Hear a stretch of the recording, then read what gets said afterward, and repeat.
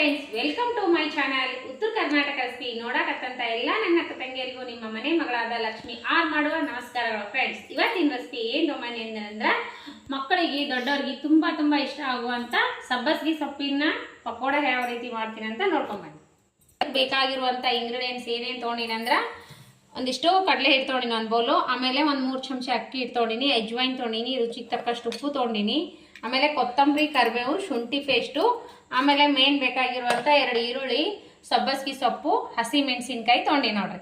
ಇವಾಗ ಹೇಗೆ ಮಾಡೋದಂತ ನೋಡ್ಕೊಂಬನ್ನಿ. ನಾನು ಮೊದಲೇ ಕ್ಲೀನ್ ಮಾಡಿ ಇಟ್ಕೊಂಡಿರುವಂಥ ಕಡಲೆ ಹಿಟ್ಟು ಹಾಕೋತೀನಿ. ನಿಮ್ಗೆ ಎಷ್ಟು ನಿಮ್ಮ ಕ್ವಾಂಟಿಟಿ ನೋಡಿಬಿಟ್ಟು ನೀವು ಹಾಕೋಬೇಕು. ಈಗ ನೋಡ್ರಿ, ಇಷ್ಟು ಅಕ್ಕಿ ಹಿಟ್ಟು, ಅದು ಕಡಲೆ ಹಿಟ್ಟು.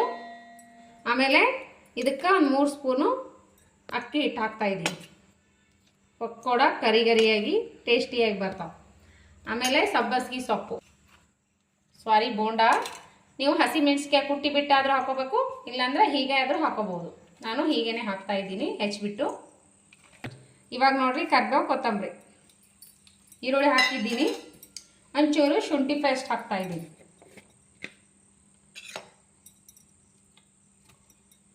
ಹಸಿ ಮೆಣಸಿನ್ಕಾಯಿ, ಶುಂಠಿ ಹಾಕಿ ಮಿಕ್ಸಿಗೆ ಹಾಕಿ ಹಾಕೋಬಹುದು. ಸ್ವಲ್ಪ ಅಜ್ವಾಯಿನ್ ಹಾಕ್ತಾ ಇದ್ದೀನಿ. 1 ಚಿಟಿಕೆ ಅರಿಶಿನ ಪೌಡರ್ ಹಾಕ್ತಾ ಇದ್ದೀನಿ. ಇವಾಗ ಚೆನ್ನಾಗಿ ಕೈಲಿಂದ ತಿಕ್ಕಿ ಹಾಕೋಣ.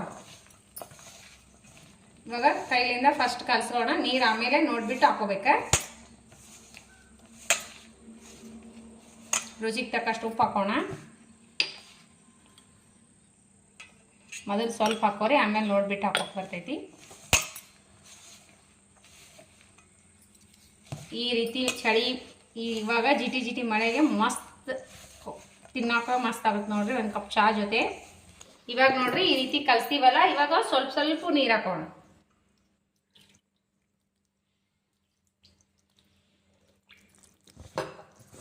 ನೋಡ್ರಿ, ಹಾಕೊಳಕತ್ತೀನಿ ನೋಡ್ರಿ ಬೋಂಡ. ಈ ರೀತಿ ಹಾಕೋರಿ. ಈ ರೀತಿ ಎಣ್ಣೆ ಕಾಸ್ಕೊಂಡು ರೆಡಿ ಆಯ್ತು ನೋಡ್ರಿ. ಬಿಸಿ ಸಬ್ಬಸ್ಗಿ ಸೊಪ್ಪಿನ ಬೋಂಡ ಸೂಪರ್ ಆಗಿ ರೆಡಿ ಆಗ್ಯಾವ. ಈ ರೀತಿ ಚಳಿಗೆ ಜಿಟಿ ಮಳೆ ಬರುವಾಗ ಈ ರೀತಿ ಸ್ನ್ಯಾಕ್ಸ್ ಮಾಡಿಕೊಡ್ರಿ. ಮನಿ ಮಂದಿಗೆಲ್ಲ ತುಂಬಾನೇ ಇಷ್ಟ ಆಗುತ್ತಾ. ಮಸ್ತ್ ಅಂದ್ರೆ ಮಸ್ತ್ ಆಗ್ಯಾವ್ರಿ.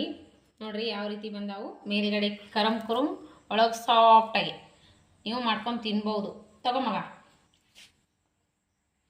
ಸೂಪರ್ ಆಗ್ಯಾವ ಅಂತ ಮಸ್ತ್ ಆಗ್ಯಾವ. ನೀವು ಮಾಡ್ಕೊಂಡು ತಿನ್ರಿ. ನಿಮಗೇನಾರ ಇಷ್ಟ ಆಗಿತ್ತಂದ್ರೆ ಲೈಕ್ ಮಾಡ್ರಿ, ನಿಮ್ಮ ಫ್ರೆಂಡ್ಸ್ ಫ್ಯಾಮಿಲಿಗೆಲ್ಲ ಶೇರ್ ಮಾಡಿರಿ. ಮತ್ತೆ ಮುಂದಿನ ರೆಸಿಪಿಯಲ್ಲಿ ಸಿಗೋಣ. ರೆಸಿಪಿ ಟೇಸ್ಟ್ ಮಾಡಿ ನೋಡೋಣ ಬನ್ನಿ.